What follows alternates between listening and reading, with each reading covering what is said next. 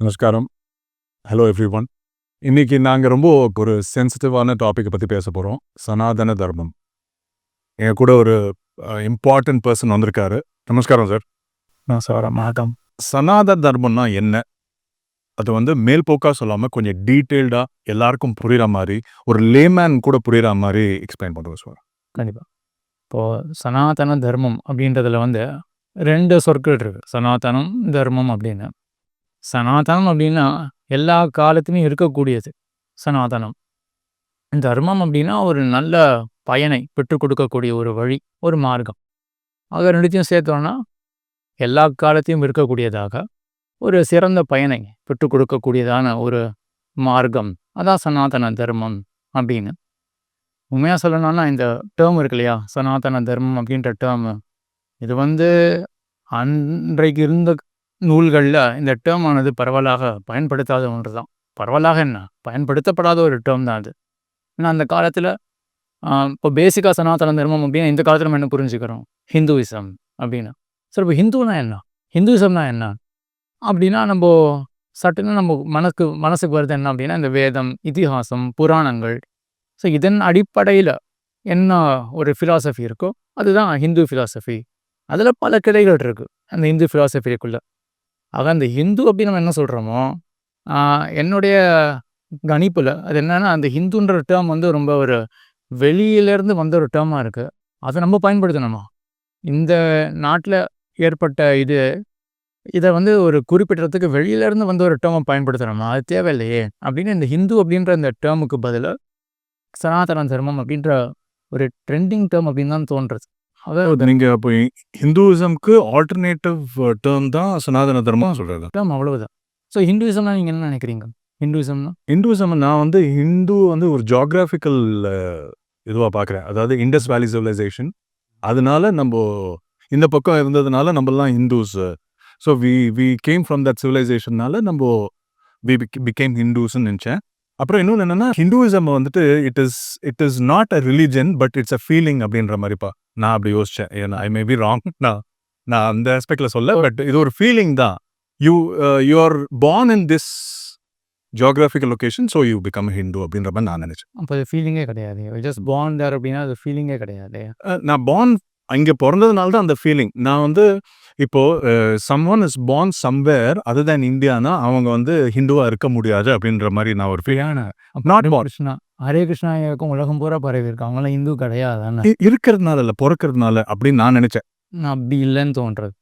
அவங்களாம் இந்துன்னு தான் நாங்கள் ஐடென்டிஃபை பண்ணிப்பாங்க. துல்சி காபார்ட்னு நினைக்கிறேன், அவங்க இப்போ நேஷனல் செக்யூரிட்டி பேசுகிறாங்க, இல்லாட்டி அவங்க டைரக்டர் ஆஃப் இன்டெலிஜென்ஸ் அமெரிக்காவில் ஃப்ரம் கேபினெட்டில் இருக்கிறவங்க. ஸோ அவங்க ஹிந்து தான். ஓகே, அவங்க ஏதோ அந்த தீவில் பிறந்திருக்காங்க. ஸோ அவங்க ஹிந்து தான். பேர்லேயே துளசி அப்படின்னு இருக்கு இல்லையா, அவங்க இந்த இந்தியன் இந்த இதிலே கிடையாது, இந்த ரேஸே கிடையாது. அவங்க ஹிந்து தான் தன்னை ஐடென்டிஃபை பண்ணுறாங்க. ஸோ இது என்னென்னா, இப்போ ரிலீஜன் ஃபீலிங் அப்படின்னு சொல்கிறீங்க இல்லையா, கிட்டத்தட்ட ரெண்டுமே ஒன்று தான். ரிலீஜன் அப்படின்னா நம்மளுடைய நம்பிக்கை எல்லாமே நம்மளுடைய உணர்வுகள் தானே, ஃபீலிங்கிறது உணர்வு தான். ஆக எனக்கு ஏதோ அதில் ஒரு பெரிய வேறுபாடு இருக்க மாதிரி தெரியலை. ஸோ பேசிக்காக ஹிந்து அப்படின்னு சொன்னால் கூட அது எங்கே போய் சேரும் அப்படின்னா இந்த வேதம், இதிகாசம், புராணங்கள் அப்படின்ற இந்த டெக்ஸ்ட் பேஸ்டாக இருக்கக்கூடிய ஒரு ஃபிலாசபி. அந்த டெக்ஸ்ட்டை பல பேர் பல பேராக பார்க்கறதுனால பல கிளைகள் இருக்குது ஹிந்துவிசமில். அந்த ஹிந்துவிசம் அப்படின்ற சொல் வெளிலேருந்து வந்திருக்கு. இப்போ நீங்கள் சொன்ன மாதிரி இந்த அப்படிதான் நம்ம விக்கிபீடியா போன்ற சோர்சஸ்லேருந்து நம்ம பார்க்குறோம். இந்த இண்டஸ் ஆறு, அந்த இந்து நதி இருந்திருக்கு, அதுக்கு அந்த பக்கம் சிந்து அப்படின்னும் இந்த பக்கம் ஹிந்து அப்படின்னும். இது அரேபியாவிலேருந்து வந்தவர்கள் கொடுத்த பெயர் அப்படின்னு. அப்படி இருக்கிறதுனால இங்கே இருக்கிறவங்கலாம் இந்த வேத, இதிகாச, புராணங்களை வச்சுட்டு இந்த மாதிரி ஒரு கொள்கைகளை கொண்டு இருந்தாங்க. இவங்களுக்கு ஒரு பெயர் ஹிந்து அப்படின்றது. இந்த பெயர் வெளிநாட்டிலேருந்து ஏன் வரணும்? நம்ம நாட்டில் இருக்கக்கூடிய டேர்ம் இருக்கா, சனாதன தர்மம் அப்படின்னு ஒரு டேர்ம் ஒரு இந்த ஸ்தானத்தில் இந்த இடத்துல வரக்கூடிய ஒரு டேர்ம் அப்படின்றது தான் நான் தெரிஞ்சு வச்சுட்டுருக்கேன். ஸோ நீங்கள் சொன்ன மாதிரி ஹிந்துவிசம் அதுக்கு இன்னொரு பேர் சனாதன தர்மம், ஒரு சனாதினி அப்படின்னு சொல்லலாமா? சனாதினி அப்படின்னா அந்த பர்சனை குறிக்கிறதாயிடும். ஓகே, சனாதன தர்மத்தில் இருக்கக்கூடிய இன்னொன்று இந்த டேர்ம்ஸ் எல்லாமே அப்படியே சம்ஸ்கிருத இலக்கணத்துக்கு சேர்ந்த டேர்ம்ஸா அப்படின்னு அந்த கொலோக்கியல் டேர்ம்ஸாக இருக்குது. சனாதன தர்மஹா அப்படின்றது சம்ஸ்கிருத டேர்ம் தான்.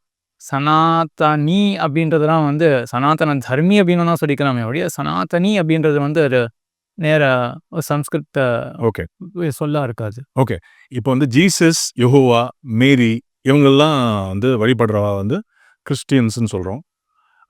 இஸ்லாம் யாரெல்லாம் அவங்க வந்துட்டு முகம்மது அவங்கள கும்பிடுறாங்களோ அவங்களெல்லாம் வந்துட்டு நம்ம இஸ்லாமியர்கள் முஸ்லிம்ஸ்ன்னு சொல்கிறோம்.